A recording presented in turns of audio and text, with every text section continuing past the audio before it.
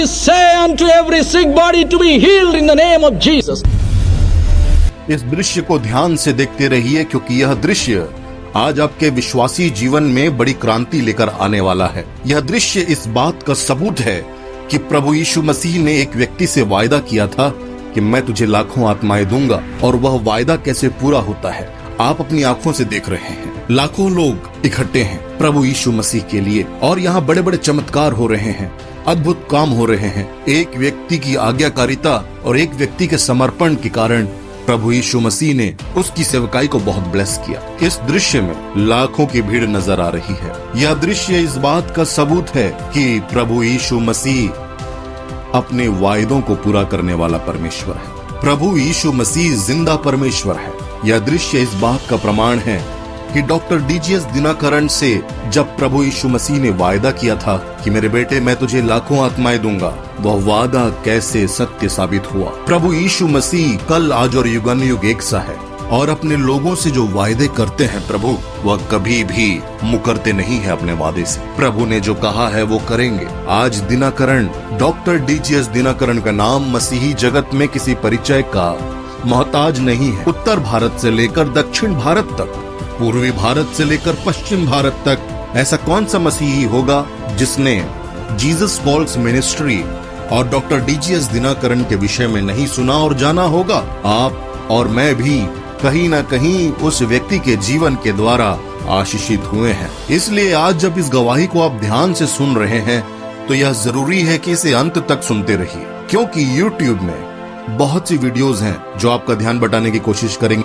आज शैतान आपको इस वीडियो को देखने से रोकने की कोशिश करेगा, लेकिन इस वीडियो को आपको पूरा देखना ही है। आप जब इस गवाही को ध्यान से सुनेंगे, आज आपका प्रार्थना जीवन जीवंत हो उठेगा। जो लोग प्रेयर करने में स्ट्रगल कर रहे हैं, उन सब के लिए, बताने वाले और सुनने वाले दोनों के लिए, प्रार्थना जीवन को जीवंत करने के लिए यह गवाही आज मील का पत्थर साबित होगी। पूरे इंटरनेट में इतनी डिटेल्ड गवाही हिंदी भाषा में डॉक्टर डीजीएस दिनकरन के विषय में नहीं है। इसलिए इस गवाही को ध्यान से सुनिए और कई बार देखिए, ताकि आप अपनी कलीसियाओं में जाकर, अपनी सुसमाचार सभाओं में जाकर और अपने व्यक्तिगत जीवन में अपने परिवार को उनकी गवाहियों में से लेकर बता सकें, क्योंकि यह गवाही कोई झूठी कहानी नहीं है। यह है जिंदा गवाही डॉक्टर डीजीएस दिनकरन की। आज की इस गवाही में आप जानेंगे डॉक्टर डीजीएस दिनकरन के बचपन के बारे में, डॉक्टर डीजीएस दिनकरन की जवानी के बारे में, कैसे परमेश्वर ने उनको बुलाया, कैसे परमेश्वर ने उनको मृत्यु से बचाया, कैसे शैतान उन्हें गिरा देना चाहता था, लेकिन प्रभु ने कैसे अद्भुत रीति से उन्हें बचाया, परमेश्वर की सामर्थ को उन्होंने कैसे प्राप्त किया, कैसे लाखों लोगों के लिए ब्लेसिंग का कारण रहे, कैसी मुसीबतों से उन्हें गुजरना पड़ा अपनी सेवकाई के दौरान, और कैसे उन मुसीबतों को परमेश्वर ने उनके लिए ब्लेसिंग का कारण बना दिया। इस गवाही में ऐसी अनसुनी घटनाएं और कहानियां आप सुनेंगे जो आपने आज तक नहीं सुनी होंगी। और इस गवाही के आखिर में एक ऐसा सीक्रेट शेयर करूंगा जो डॉक्टर डीजीएस दिनकरन का सीक्रेट है। उनकी लाइफ में जो सामर्थ आई, उनके सेवकाई में जो शक्ति आई, उस सामर्थ का स्रोत और उस सामर्थ का सीक्रेट क्या है, आज इस वीडियो के आखिर में आपको पता चल जाएगा। ये गवाही आपके हेल्थ के लिए, आपके वेल्थ के लिए, आपके बिजनेस के लिए, आपके जॉब के लिए, आपके फैमिली के लिए, आपके मिनिस्ट्री के लिए आज ब्लेसिंग का कारण ठहरने जा रही है। यीशु मसीह के नाम से मैं विश्वास के साथ घोषणा करता हूँ। जो रिसीव करना चाहते हैं वो कमेंट में जाकर लिखिए आमीन आमीन आमीन। अगर आप किसी ऐसे समय में इस वीडियो को देख रहे हैं जब आपके पास इसे कंटिन्यू देखने का समय नहीं है, तो अपने परिचितों के व्हाट्सएप में, अपने चर्च के व्हाट्सएप ग्रुप में आप इसे शेयर कर दीजिए। तब देखिए जब आप फ्री हो, और आप इसे इत्मीनान से देखिए, ध्यान से सुनिए, क्योंकि यह जिंदा गवाही है, जीवित गवाही है जो आज आपकी जिंदगी में मिरेकल्स लेकर आने वाली है। क्यों मिरेकल्स क्यों आएंगे? क्योंकि विश्वास बढ़ेगा। विश्वास ही है जो बड़े बड़े मिरेकल्स लेकर आता है। विश्वास करने वाले के लिए सब कुछ संभव है, सब कुछ संभव है, सब कुछ संभव है। जैसा कि हम जानते हैं, देने का अमाउंट मायने नहीं रखता, देने का हृदय मायने रखता है। मैं ऐसे भाई बहनों का खास तौर पर धन्यवाद करना चाहता हूं जिन्होंने हमारी सेवकाई में आर्थिक रूप से सहायता दी है। उन्होंने स्वयं से अप्रोच किया और कहा, भाई हम आपकी सहायता करना चाहते हैं ताकि यह मिनिस्ट्री, यह काम प्रभु का और अच्छे से आप कर सकें। सच में ऐसे लोगों को देखकर हृदय परमेश्वर के प्रति धन्यवाद से भर जाता है और प्रभु के राज्य के लिए ऐसे भाई बहनों का हृदय धड़कता है। इसलिए मैं प्रभु का धन्यवाद करता हूँ। मैं प्रभु यीशु मसीह का धन्यवाद करता हूँ डॉक्टर अनीता जी का जो पुणे से है, सिस्टर सरोज लकड़ा का, सुखदेव मसीह जी का, के.एम. सोलोमन जी और प्रकाश कुमार मरकाम जी का, जिन्होंने हमारी इस सेवकाई में हमारा सहयोग किया है ताकि हम प्रभु का कार्य और बेहतरीन तरीके से कर सकें। Doctor D.G.S. दिनाकरण, जिनका पूरा नाम था दोरईसामी जेफरी सैमुअल दिनाकरण, उनका जन्म 1 जुलाई सन 1935 को ब्रिटिश भारत के अधीन रहे मद्रास प्रेसिडेंसी, जो वर्तमान में तमिलनाडु राज्य कहलाता है, उसके तिरुनेलवेली जिले के सुंदरई नामक छोटे से गांव में हुई थी। Doctor D.G.S. दिनाकरण के पिता का नाम दोरईसामी था और उनकी माता का नाम हेप्सिबा था। दिनाकरण के माता पिता बहुत ज्यादा धार्मिक प्रवृत्ति के तो नहीं थे, लेकिन प्रभु यीशु मसीह के बारे में जानते थे। बात उस समय की है जब दिनाकरण की माँ गर्भवती थी और उनके पेट में ही छोटा दिनाकरण था। तब दिनाकरण की माँ ने एक दिन एक चर्च को देखा जो कि बिल्कुल खाली था और वहां पर कोई भीड़ नहीं थी। चर्च के गेट को खुला देखकर दिनाकरण की मां भीतर गई और घुटनों में प्रभु यीशु मसीह से प्रार्थना करने लगी और कहने लगी, प्रभु, मैं तो एक बहुत कम उम्र की लड़की हूं और मैंने गर्भ धारण कर लिया है। लोग अलग अलग बातें कह रहे हैं प्रभु कि जब बच्चे जन्मने का समय आता है तो बहुत सी परेशानियां होती हैं। कभी कभी मां और उसके बच्चे के जीवन को भी खतरा होता है। प्रभु यीशु, अगर आप बच्चे जनने की प्रक्रिया में, शिशु उत्पन्न करने की इस प्रक्रिया में आप मुझे आशीर्वाद दें, अगर आप मुझे एक स्वस्थ शिशु प्रदान करें तो मैं उस बालक को आपकी सेवा के लिए समर्पित कर दूंगी। हे प्रभु यीशु, आप उस बालक का इस्तेमाल अपने भविष्यवक्ता के तौर पे कर सकते हैं। मैं उस बच्चे को आपको समर्पित कर दूंगी ताकि आप उसका इस्तेमाल कर सकें शमूएल नबी की तरह। इस तरह से एक माँ जो अपने बेटे के लिए, अपने बच्चे के लिए जो गर्भ में ही है, अभी तक इस दुनिया में नहीं आया है, गर्भ में ही है, उसके लिए प्रार्थना कर रही है और परमेश्वर का यह वचन सत्य साबित हुआ दिनाकरण के लिए, जैसा कि यिर्मयाह की किताब 1 अध्याय और 5वें पद में लिखा हुआ है, गर्भ में रचने से पहले ही मैंने तुझ पर चित्त लगाया और उत्पन्न होने से पहले ही मैंने तुझे अभिषेक किया।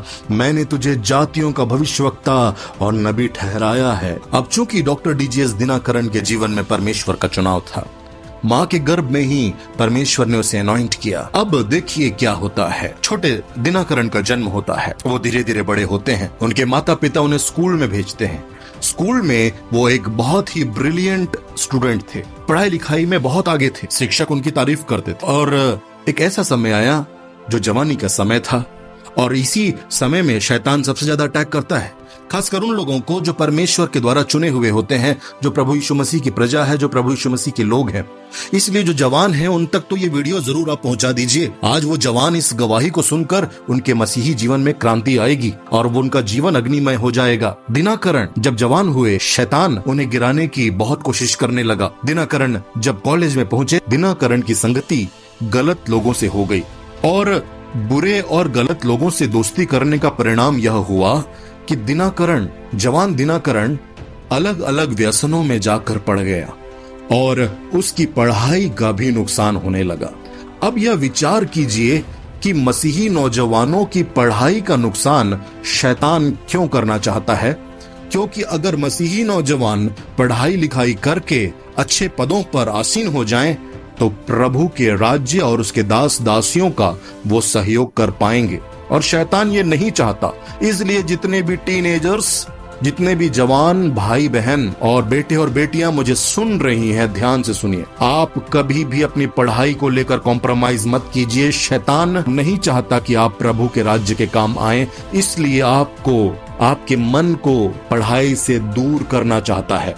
दिनाकरण के साथ भी यही हुआ। दिनाकरण लगातार अपने कॉलेज की पढ़ाई में फेल होने लगे, असफलता के चरम पर पहुंच गए और जब वो देखते अपने जीवन को तो उन्हें समझ नहीं आ रहा था कि क्या से क्या हो गया। मेरे भाई बहन सुनो, बेटे बेटियां सुनो, परमेश्वर आपको दानियल के समान ऊंचे स्थानों पर रखना चाहता है। परमेश्वर आपको यूसुफ के समान ऊंचे स्थानों पर रखना चाहता है। एस्तर के समान सीधे राजा तक आपका एक्सेस हो, और ताकि आप अपने लोगों के लिए कह सकें, बातें कर सकें। गवर्नमेंट के ऊंचे ऊंचे पोजीशंस में प्रभु आपको ले जाना चाहता है, लेकिन आप कहीं कॉम्प्रोमाइज तो नहीं कर रहे अपनी पढ़ाई के साथ। इसलिए अगर आपके पास पढ़ने का अवसर परमेश्वर ने दिया है तो उसका लाभ उठाएं। प्रभु यीशु मसीह के लिए आज घुटनों में बैठकर कहना, प्रभु मेरी पढ़ाई के द्वारा तुझे महिमा मिले, मेरी सहायता कर, मुझे सफलता दे। इस गवाही को सुनते रहिए, आपको पता चल जाएगा कि प्रभु कैसे ऊंचा उठाता है। दिनाकरण भी शैतान के जाल में फंस गया था। जवान दिनाकरण को शैतान ने लगभग डिस्ट्रॉय कर दिया था। जवान दिनाकरण एक ऐसी सिचुएशन में आ गए थे जहां पर उनकी पढ़ाई का पूरी तरह से नुकसान हो चुका है। आर्थिक रूप से समस्याओं का सामना कर रहे हैं। घर में देखते थे कि जो पिताजी हैं वो मेहनत करके आ रहे हैं, खांसते खांसते घर के अंदर प्रवेश कर रहे हैं। अपने पिता को इस हालत में देखकर बहुत ज्यादा दोष भावना का एहसास होता था जवान दिनाकरण को।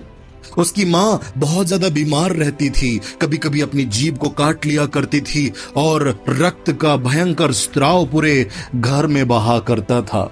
दिनाकरण की माँ के ऊपर दुष्टात्माओं के अटैक्स भी होते थे और घर की ऐसी कंडीशन थी जिसमें कोई उम्मीद नजर नहीं आती थी, कोई आशा नजर नहीं आती थी।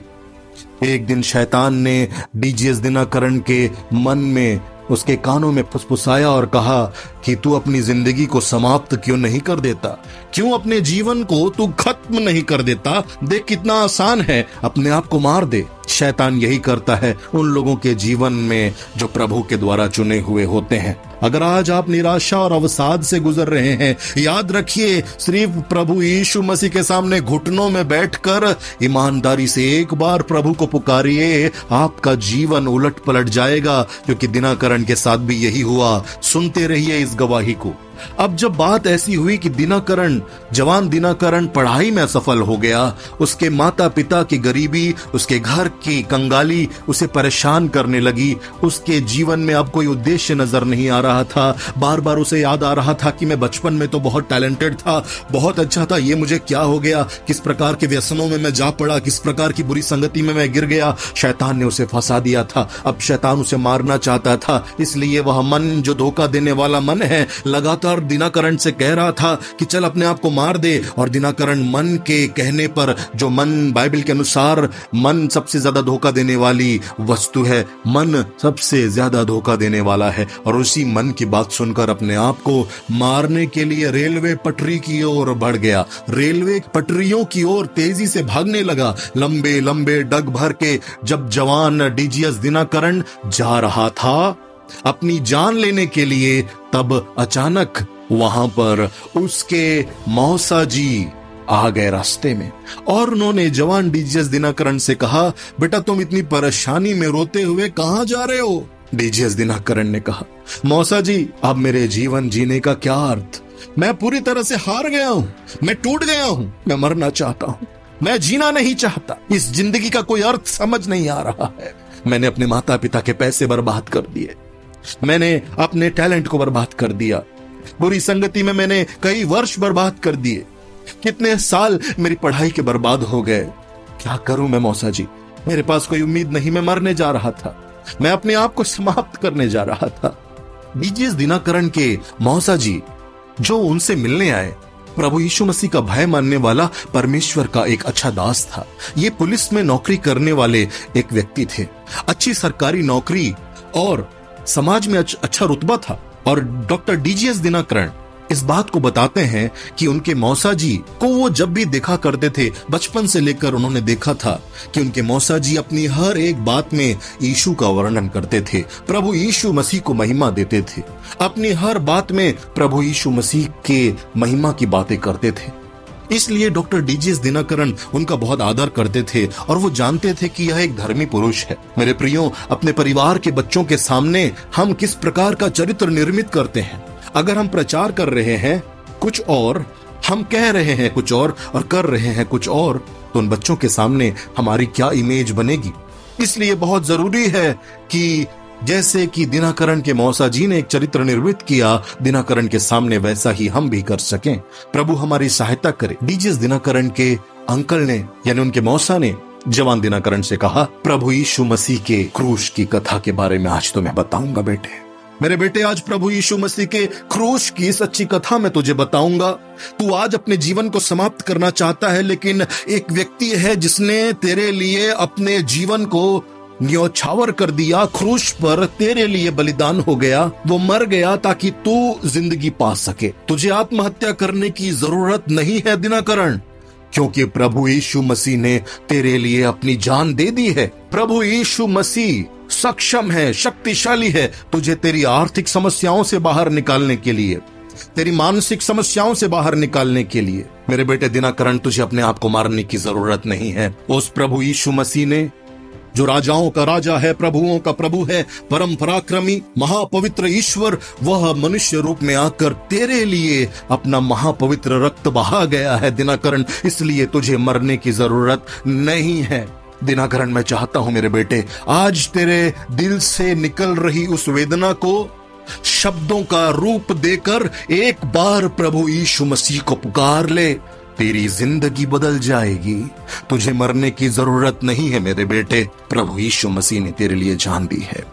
क्रूस की कथा जब दिनाकरण के मौसा ने दिनाकरण को सुनाई और दिनाकरण का हृदय फट पड़ा, वह सोचने लगा, क्या सच में कोई परमेश्वर मुझसे इतना प्रेम कर सकता है?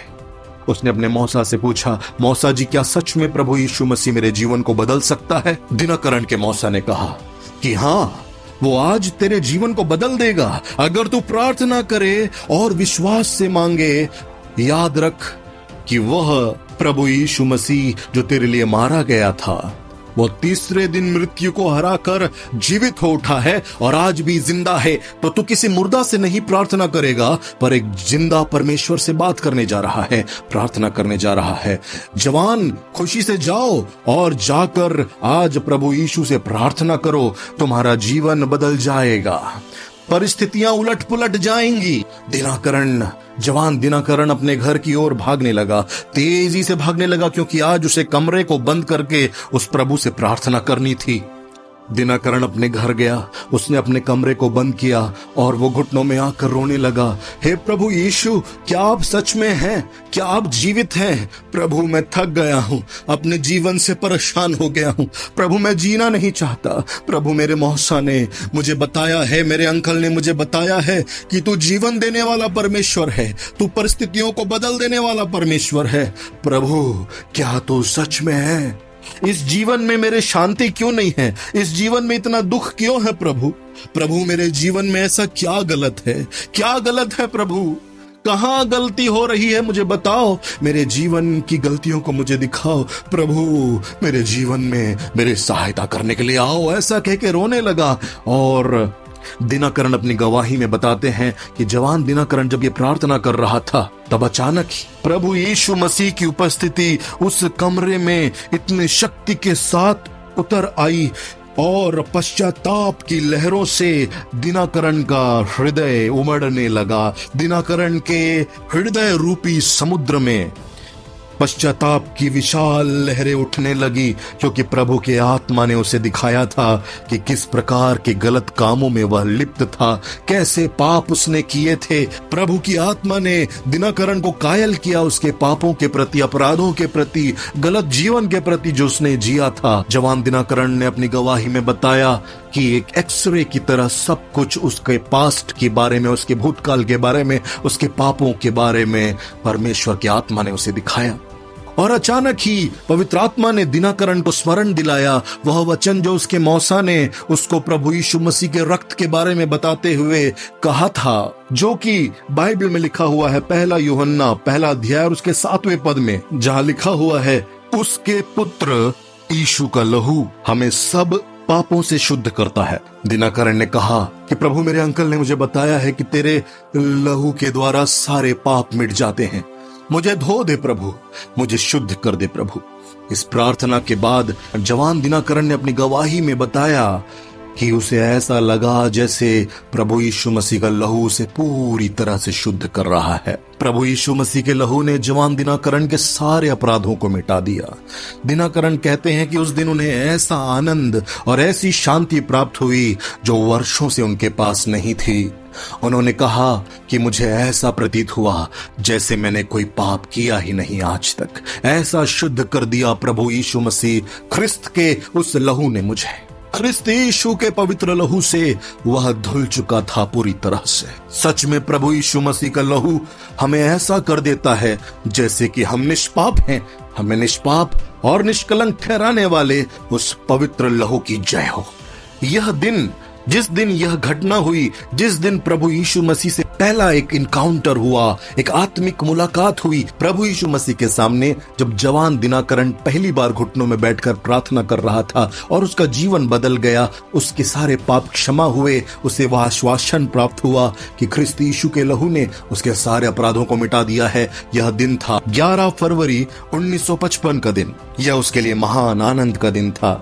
इसलिए वह आनंद जो उसके हृदय में उमड़ रहा था वह उसे कंटेन नहीं कर पा रहा था। इसलिए वह जाकर अपनी गवाहियों को बांटने लगा, छोटे छोटे झुंडों में जाकर प्रचार करने लगा, सड़कों में और गलियों में खड़े होकर उस प्रभु यीशु मसीह के लहू की क्षमा के बारे में, उस लहू की सामर्थ के बारे में, प्रभु यीशु मसीह अपराधों को माफ करने वाला परमेश्वर है, प्रभु यीशु मसीह पापियों से प्रेम करने वाला परमेश्वर है, यह प्रचार करने लगा। और इसके बाद एक और अद्भुत बात हुई कि दिनाकरण जो अपनी पढ़ाई में लगातार फेल हो रहा था, उसने कई वर्ष बर्बाद कर दिए थे। प्रभु की आत्मा ने उसकी सहायता की कि वह उस पढ़ाई में विजय प्राप्त करे। दिनाकरण बताते हैं कि जब वो बैठते थे पढ़ाई के पहले और प्रार्थना करते थे, तब प्रभु की उपस्थिति वहां उनके पास आती थी और प्रभु का आत्मा उनकी सहायता करता था। प्रभु यीशु मसीह की आत्मा की सहायता के द्वारा, पवित्र आत्मा की सहायता के द्वारा एक दिन में 50-50 पढ़ने पढ़ रहे थे और उन्हें सब कुछ समझ भी आ रहा था। प्रभु यीशु मसीह ने उनकी सहायता की पढ़ाई करने में अद्भुत रीति से। वह व्यक्ति जो असफल था, प्रभु ने उसे सफल किया। मद्रास यूनिवर्सिटी से बीएससी मैथ्स में बहुत अच्छे अंकों से पास हुए। उसके बाद दिनाकरण बैंक के एग्जाम की तैयारी करने लगे। उस समय भारत का सबसे प्रतिष्ठित bank state bank of India था और स्टेट बैंक ऑफ इंडिया में उनका सिलेक्शन हुआ। बहुत अच्छे अंकों से उन्होंने कॉम्पिटिटिव एग्जाम पास किया।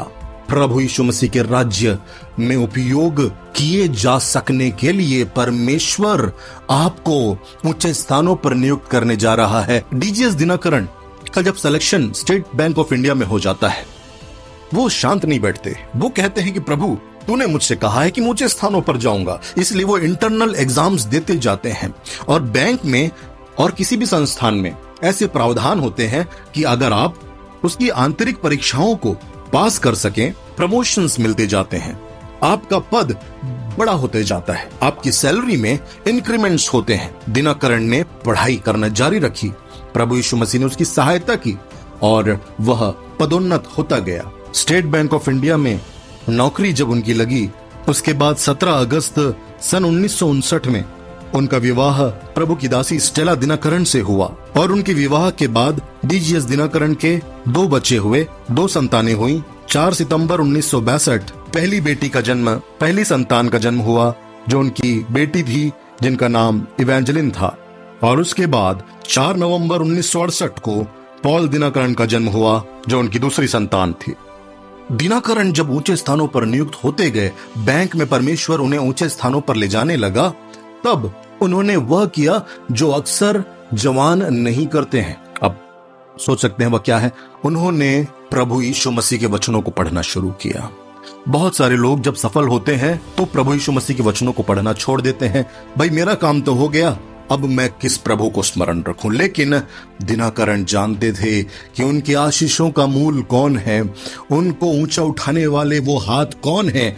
इसलिए प्रभु यीशु मसीह के वचनों का वह अध्ययन करने लगे, बाइबल को वो पढ़ने लगे। जब भी जॉब से आते और खाली समय मिलता, वो इंस्टाग्राम के रील्स या यूट्यूब शॉर्ट्स नहीं देख रहे होते थे, वो बाइबल पढ़ रहे होते थे और बाइबल उनसे बात करने लगी। परमेश्वर का वचन जब भी हम पढ़ते हैं, हम अपनी आंखों में परमेश्वर के वचनों को जब बोते हैं, कुछ आश्चर्यजनक होता है। ये बाइबल वो डिवाइन बुक है, वो दैवीय स्वर्गीय किताब है जो अद्भुत रीति से एक मनुष्य के मन को, हृदय को, उसके जीवन को बदल देती है। दिनाकरण के साथ भी यही हो रहा था। जब जवान दिनाकरण बाइबल पढ़ने लगे, उन्होंने पाया कि परमेश्वर कैसे अपने लोगों से बात करते थे। उत्पत्ति 5:24 में हनोक के बारे में उन्होंने पढ़ा। जो परमेश्वर के साथ चलता था। नूह प्रभु के साथ चला, अब्राहम परमेश्वर का मित्र बन गया। मूसा से प्रभु ने आमने सामने बात की जैसे एक दोस्त बात करता है। दाऊद का हृदय परमेश्वर को इतना भा गया कि परमेश्वर ने कहा इसका हृदय मेरे समान है। इस प्रकार प्रभु यहोवा से इस्राएल के पवित्र के साथ एक व्यक्तिगत रिश्ता रखने की प्यास जवान दिनकरण के जीवन में जागने लगी। एलिशा, एलियाह जैसे सामर्थी नबियों के द्वारा किए गए बड़े बड़े कामों को जब वह पढ़ता बाइबल में, उसके भीतर एक प्यास जागने लगी। जब उसने देखा प्रेरितों के कामों के दौरान प्रेरितों के हाथों से कैसे बड़े बड़े चमत्कार और अद्भुत काम प्रभु यीशु मसीह किया करते थे, उसके हृदय में वह प्यास जागने लगी और उसने कहा, प्रभु मुझे भी वो रिश्ता चाहिए, मैं भी आपसे बात करना चाहता हूँ। जैसे मूसा ने बातें की आमने सामने, मैं भी बात करना चाहता हूँ। प्रभु मुझे दर्शन दीजिए। प्रभु मेरे जीवन को, मैं एक ऐसा मसीही जीवन नहीं जीना चाहता जो साधारण हो, मुझे वही मसीही जीवन जीना है जो बाइबल में लिखा हुआ है। I want to live a supernatural life, Lord. I don't want to live a normal Christian life, Lord. I want to live a supernatural life. Master, give me the power. ऐसी वो प्रार्थना करने लगे क्योंकि उन्हें बाइबल के द्वारा यह पता चला कि प्रभु यीशु मसीह के साथ चलना एक सुपरनैचुरल एक्सपीरियंस है। डीजीएस दिनकरण प्रभु से प्रार्थना करते और कहते, प्रभु मेरे जैसे न जाने कितने नौजवान हैं जो आत्महत्या की ओर बढ़ रहे हैं, उन्हें बचाना जरूरी है। प्रभु मुझे सामर्थ्य दे प्रभु, ताकि मैं उनको बचा सकूं। प्रभु अगर तू मुझे सामर्थ्य दे तो मैं इंडिया को हिला दूंगा। I will shake India for you. प्रभु मैं तेरे लिए भारत को हिला दूंगा। मेरे परमेश्वर, भारत में लोग मर रहे हैं, भारत देश में लोग मर रहे हैं प्रभु, और उन लोगों को बचाने के लिए तेरी सामर्थ्य की आवश्यकता है। प्रभु मुझे अपनी सामर्थ्य दे, प्रभु मुझे आशीष दे, मुझे दर्शन दे। प्रभु हमें यह बात गौर करनी होगी कि जवान दिनकरण अपने लिए नहीं मांग रहा था, वो लोगों के लिए, उसके हृदय में एक दर्द था और इसलिए वह प्रभु से प्रार्थना कर रहा था। उनके उद्धार के लिए वो प्रभु से प्रार्थना कर रहा था, अपने लिए कुछ नहीं मांग रहा था, क्योंकि परमेश्वर हमारा हृदय को देखने वाला परमेश्वर है। जब दिनकरण अपनी प्रार्थनाओं को करते रहते, वचनों को पढ़ते रहते, तो एक दिन उनकी नजर बाइबल के एक ऐसे चैप्टर पर, एक ऐसे वचन पर पड़ी, एक ऐसे वचन की ओर पवित्र आत्मा दिनकरण को ले गए जो कि लिखा हुआ था प्रेरितों के काम 10वें अध्याय और उसके 38 पद में, तुम नासरी यीशु के विषय में जानते हो कि परमेश्वर ने पवित्र आत्मा और शक्ति से उसका अभिषेक कैसे किया और उत्तम कार्य करते हुए, तथा उन सबको जो शैतान के मारे हुए और शैतान के बस में थे, चंगा करते हुए चारों ओर वह कैसे घूमता रहा था, क्योंकि परमेश्वर उसके साथ था। जब जवान दिनकरण ने इस वचन को पढ़ा, वो कहते हैं कि पहली बार मुझे समझ आया कि अगर प्रभु यीशु मसीह सर्व सत्ताधारी परमेश्वर स्वयं मनुष्य रूप में अगर इस पृथ्वी पर आए और उनको सेवकाई के लिए इस पृथ्वी पर पवित्र आत्मा की आवश्यकता थी, सामर्थ की आवश्यकता थी, शक्ति की आवश्यकता थी, तो दिनकरण को कितनी ज्यादा जरूरत है। और इसलिए इस वचन के द्वारा वो प्रार्थना करने लगे। 7 वर्ष उन्होंने लगातार प्रार्थना की। जवान दिनकरण प्रार्थना करने लगे। इस 7 वर्ष वो बिना थके लगातार मांगते रहे प्रभु से, प्रभु मुझे अपनी सामर्थ्य से भर दे, प्रभु मुझे पवित्र आत्मा से भर दे, प्रभु मुझे अपनी शक्ति से भर दे। 7 साल प्रार्थना करते रहे। कई बार लोगों ने हिम्मत तोड़ने की कोशिश की, कई बार शैतान ने निराश करने की कोशिश की, लेकिन प्रभु का वचन उसे सामर्थ्य देता रहा। प्रभु का वचन लगातार बात करते रहा। इस YouTube चैनल में हर गवाही जब भी आप देखेंगे, आप पाएंगे कि मैंने बताया है कि परमेश्वर के हर एक दास दासी को, परमेश्वर के हर एक प्रभु के द्वारा भेजे गए मिशनरियों से परमेश्वर का वचन, बाइबल बात करता था, परमेश्वर का वचन उनसे बात करता था। इसलिए आप मेरे चैनल को सब्सक्राइब कर लीजिए, क्योंकि जो गवाहियां आती हैं वो विश्वास को बहुत ज्यादा शक्तिशाली करने वाली गवाहियां होती हैं। दिनकरण के ऊपर बहुत से परमेश्वर के दास दासियों ने हाथ रख रख के प्रार्थना किया, लेकिन उन्हें समझ नहीं आ रहा था कि आखिर इतनी देरी क्यों हो रही है। याद रखिए, अगर देरी हो रही है तो महिमामय होने जा रहा है। प्रभु के एक दास जिनका नाम पास्टर लमुएल था, अपनी पत्नी के साथ दिनकरण से मिलने आए। वे एक प्रभु के प्रिय दास थे और दिनकरण को भली भांति जानते थे। उन्होंने कहा, बेटा दिनकरण तुम चिंता मत करो, हम तुम्हारे लिए प्रार्थना करेंगे। पास्टर लमुएल और उनकी पत्नी दिनकरण के लिए प्रार्थना करने के लिए उनके घर में ही रुक गए। 10 अक्टूबर 1962 का दिन था। यह 7वां वर्ष था जब दिनकरण प्रार्थना कर रहे थे। बैंक की थका देने वाली नौकरी से वो थक कर अपने घर आए थे और दिनकरन बताते हैं कि उस दिन उनके बैंक में कुछ ऐसे अधिकारी आए हुए थे जो कागजातों का निरीक्षण कर रहे थे। इस कारण दिनकरन बहुत ज्यादा थक गए थे और जब डीजीएस दिनकरन अपने घर पहुंचे, बैंक से आते आते लगभग शाम का समय हो चुका था और रात्रि की इस पारिवारिक प्रार्थना में जो वो लोग रोज किया करते थे, ऐसा नहीं कि सिर्फ उसी दिन कर रहे थे, रोज कर रहे थे, अपने परिवार में रात्रि पारिवारिक प्रार्थना वे लगातार कर रहे थे। डीजीएस दिनकरन, पास्टर लमुएल, उनकी पत्नी, डीजीएस दिनकरन की पत्नी स्टेला दिनकरन और उनके माता पिता, डीजीएस दिनकरन के माता पिता, वो लोग रात्रि प्रार्थना प्रारंभ करते हैं, आराधना करने लगते हैं, प्रार्थना करने लगते हैं। जवान दिनकरन अपने शरीर में एक अजीब सी थकावट को महसूस कर रहा था और डीजीएस दिनकरन ने पास्टर लमुएल से कहा, पास्टर साहब मैं थोड़ा सा थका हुआ महसूस कर रहा हूँ, प्रार्थना करने में असमर्थ महसूस कर रहा हूँ अपनी देह में। उस समय प्रभु के दास पास्टर लमुएल ने जैसे ही जवान दिनकरन के ऊपर हाथ रखे, उनकी पीठ में साधारण तौर पर हाथ रखा और प्रभु से कहा, प्रभु इसे शक्ति दे, हिम्मत दे कि ये प्रार्थना कर सके। और प्रभु ने उसी समय को चुना, उसी क्षण को चुना जब कुछ अद्भुत हुआ डीजीएस दिनकरन के जीवन में। पास्टर लमुएल के हाथ रखते ही डीजीएस दिनकरन के साथ कौन सी अद्भुत बात हुई, जानने के लिए आपको अगले भाग का इंतजार करना पड़ेगा, जो कि 3 दिन बाद मेरे इसी चैनल पर अपलोड हो जाएगी। तब तक के लिए मेरे चैनल को सब्सक्राइब कर लीजिए और इस गवाही को हर एक मसीही भाई बहनों तक पहुंचा दीजिए। प्रभु आपको ब्लेस करेगा। अगर आप इस वीडियो को जुलाई 2024 के बाद देख रहे हैं तो दूसरे भाग का लिंक आपको डिस्क्रिप्शन बॉक्स में और पिन कमेंट में मिल जाएगा, कृपया जाकर अवश्य चेक करें।